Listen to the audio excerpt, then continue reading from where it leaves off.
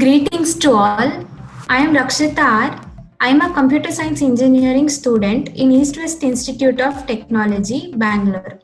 I have done my internship based on Cisco networking in Navin Gurukula associated with 3Q Sutantra under the guidance of Naveen sir and Kishan sir. I just finished my internship project and I am here to give the presentation on the same. So, the project name is University. We have done it in a team of 10 members. The main agenda of our project is to create a basic infrastructure for university and plan the configurations accordingly. So the steps we followed are preparation of vomit chart to know about the requirements. Next is the collection of requirements from the same, planning the basic infrastructure, and we segregation of task, we segregated it among ourselves. Then execution, we reported our task completion to the teachers. Next is the integration and followed by testing and later the project submission. So how we planned the events? First, we planned about the tasks. Next, topology. Next is IP addressing. We noted down the IP addresses are required.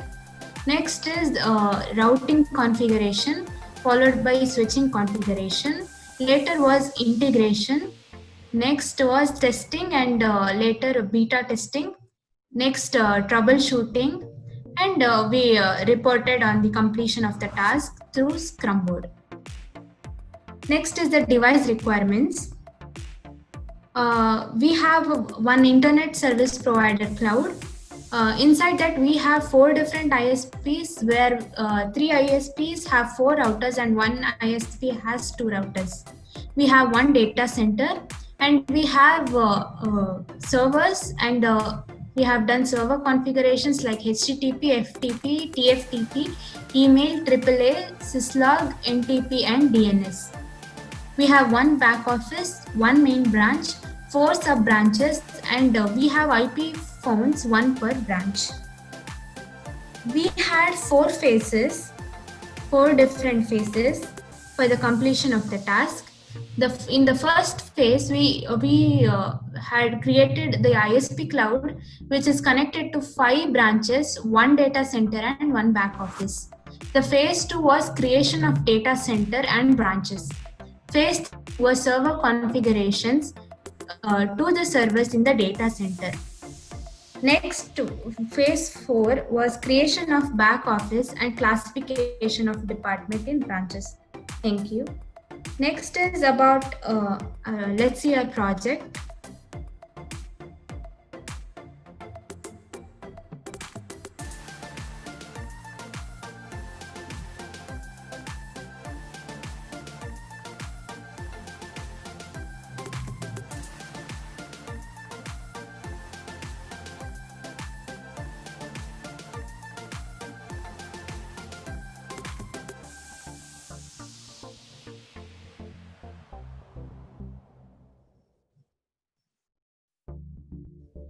The ISP cloud, that is internet service provider.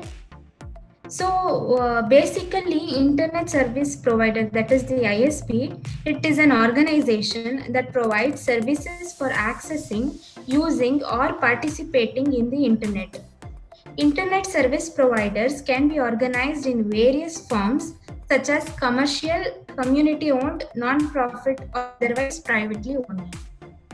The internet services typically provided by ISPs can include internet access, internet transit, domain, name registration, web hosting, Usenet service, and collocation.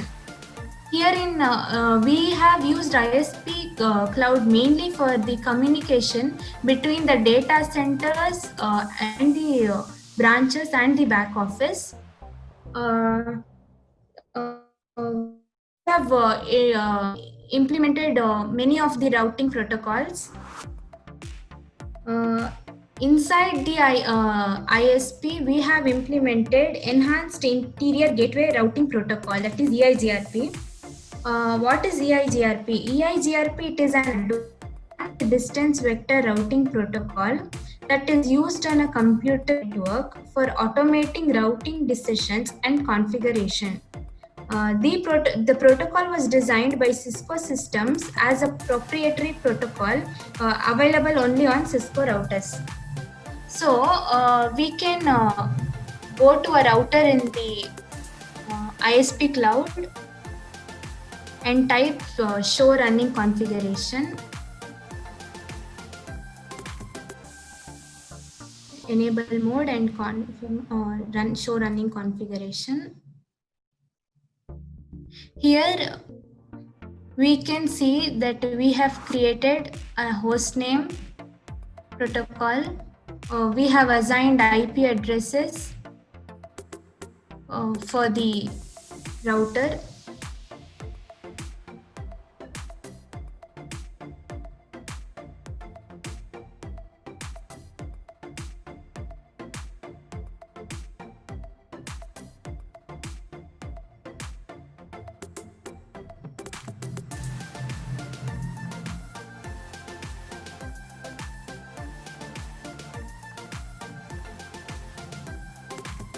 Yes, here we can see we have done interface configurations and we have given the IP addresses. We have also done the EIGRP.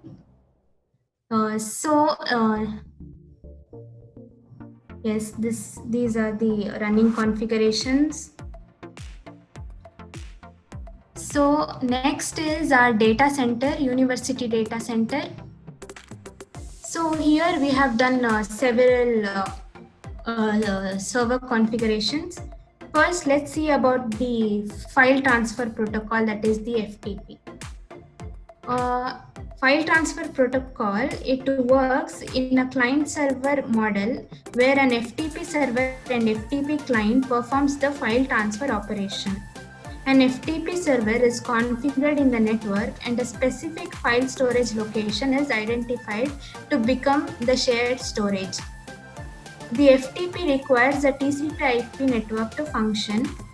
FTP is widely used network protocol for transferring the files between computers over a TCP/IP based network. The main purpose is the file transfer between the hosts. So here we can see we have given the username, password. We can see by pinging it in one of the PCs.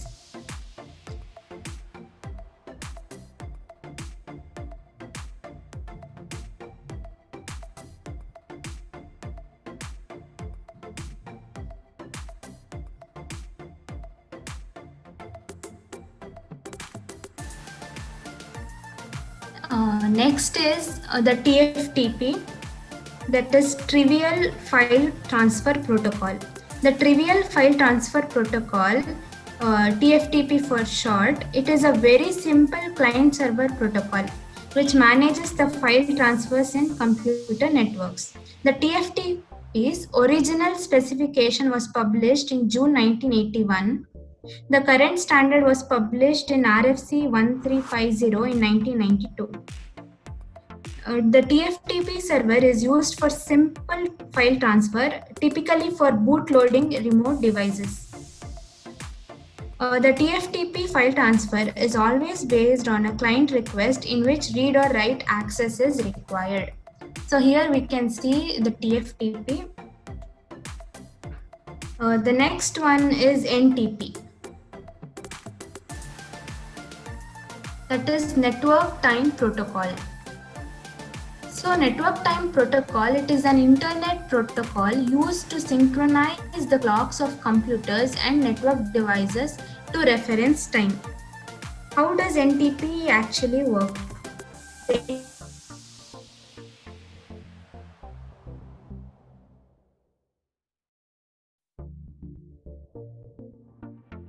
The link delay and its local offset. The NTP uses Coordinate Universal Time, that is UTC, to synchronize the computer clock times with the extreme precision, offering greater accuracy on smaller networks. So next one is the Hypertext Transfer Protocol, HTTP. It is a method for encoding and transporting the information between a client and a web server. HTTP is a primary protocol for transmission of information across the internet. In this project, we have created one small HTTP web page. So we have given this code.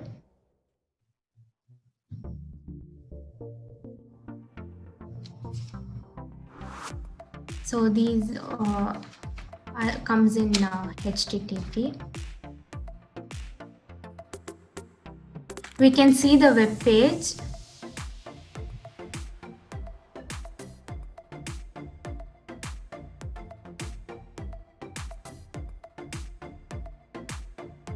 By typing the URL address,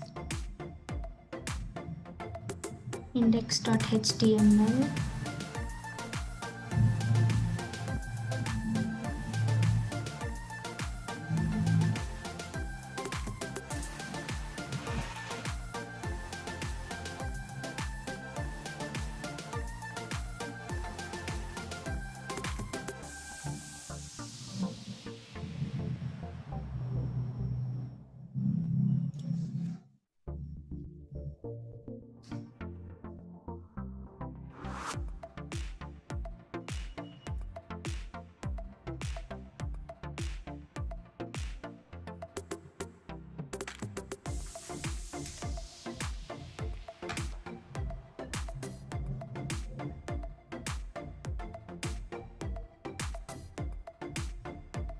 So let's move on to the next server configuration, that is AAA, that is Authentication, Authorization and Accounting.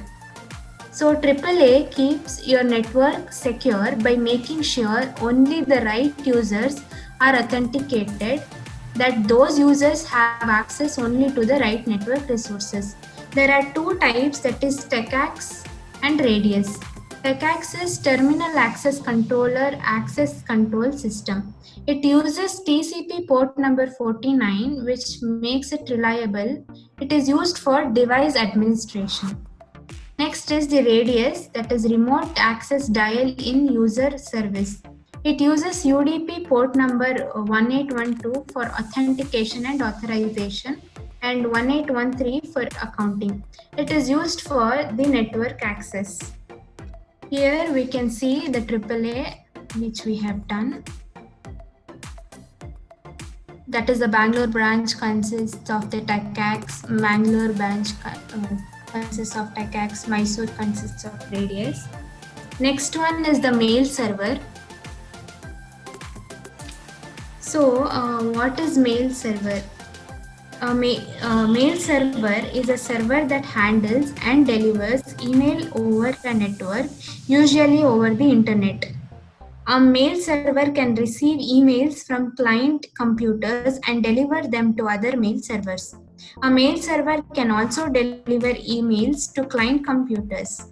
A client computer is normally the computer where you read your emails, for example, your computer at home or in your office.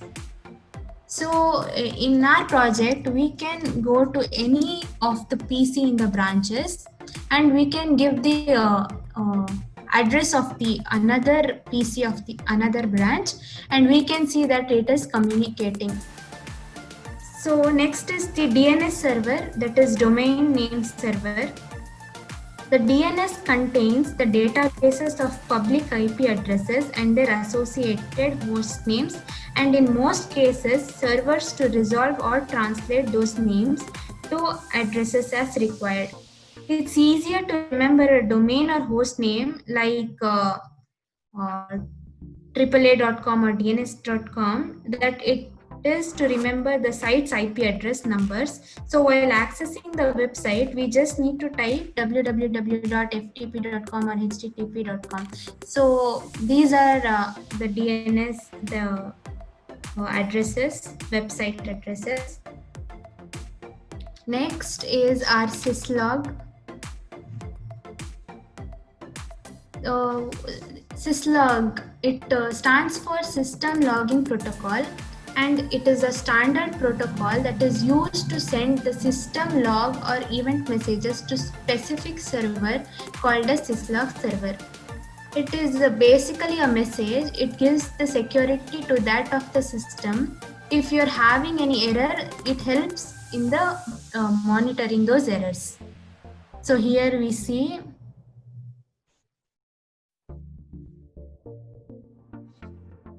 these are the messages we get to those IP addresses. So next, we move on to our branches.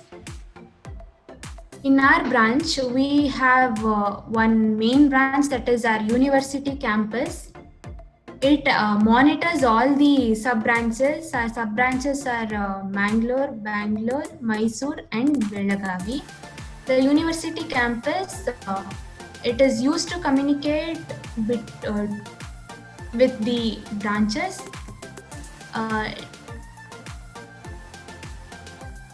We have implemented VLAN, VTP and inter-VLAN among these. We have attached IP phones. So what is IP phone? IP phone, it is which is also called as the VoIP phone. It uses internet protocol rather than the circuit switched PSTN.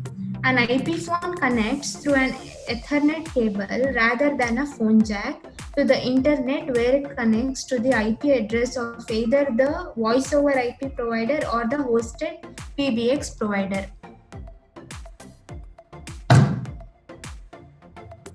In university campus, we give show running configuration, and we have we can see there is many routing protocols, and between the ISP cloud and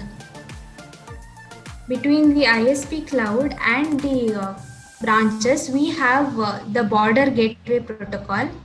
BGP, it is a standardized exterior gateway protocol. It is designed to exchange the routing and reachability information among the autonomous systems on the internet. BGP is classified as a path vector routing protocol, and it makes the routing decisions based on the paths, network policies or rule sets configured by a network administrator.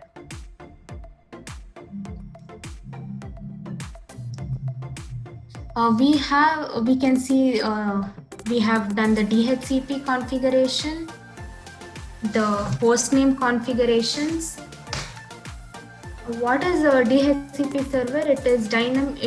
DHCP server dynamically assigns an IP address and other network configuration parameters to each device on a network, so they can communicate with other IP networks. So next is our back office. Back office consists of other sectors like testing sector, scholarship sector. It has a student helpline and also the examination sector. The student helpline here basically helps the students to communicate with the university about their problems. So next we can let's see how IP phone works.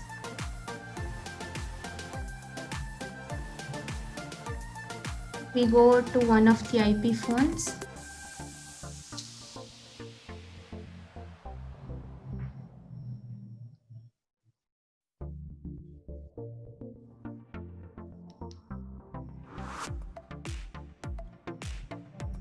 Here we connect it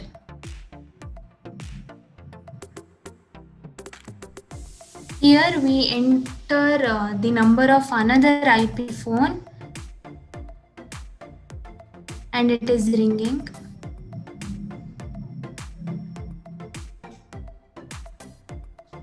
And it is connected to another IP phone. This is how the IP phone works.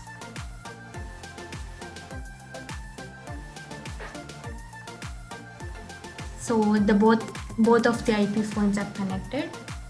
We can use IP phone for communication purposes. So the basic agenda of this project, it is to plan the basic infrastructure of university, helps for the communication between the main branch and the sub branches, and it also helps the students. So thank you.